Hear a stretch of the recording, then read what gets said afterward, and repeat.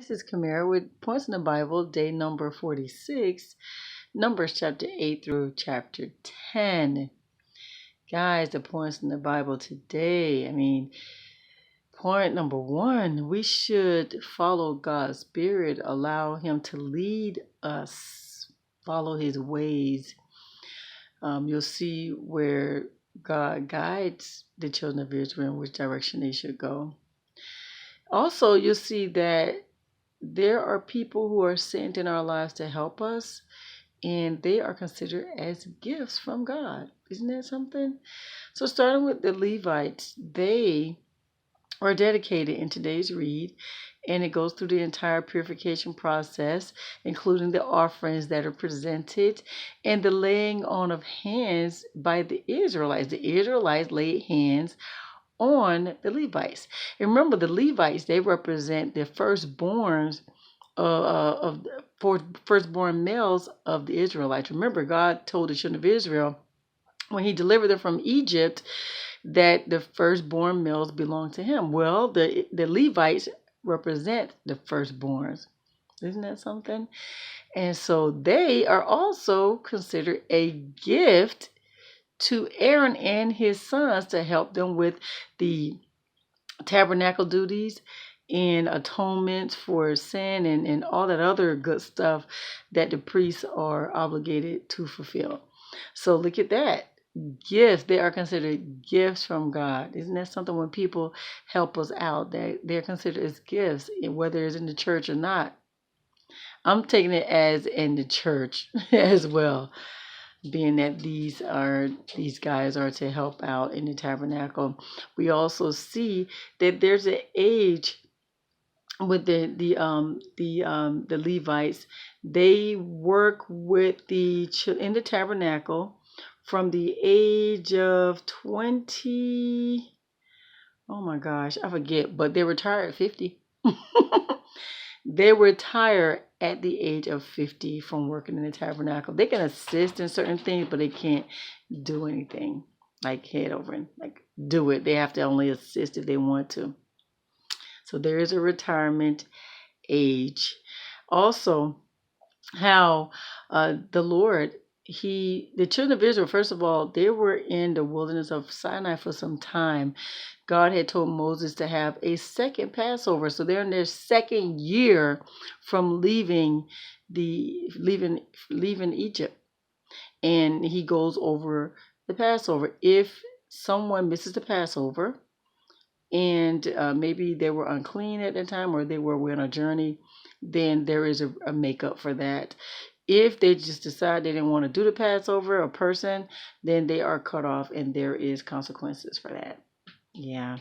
So so God talks about the tabernacle, and He tells Moses to make two drums, have two trumpets made. And what's so fascinating about that to me is these are to gather the people for particular reasons. And there's so many people. There's hundreds of thousands, and some would say 1 million who were there. It's a few 100,000. How do you keep order, right? How do you call them all together?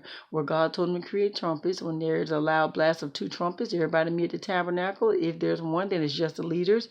If there's a blast, then it's time to set out on their journey. Isn't that something?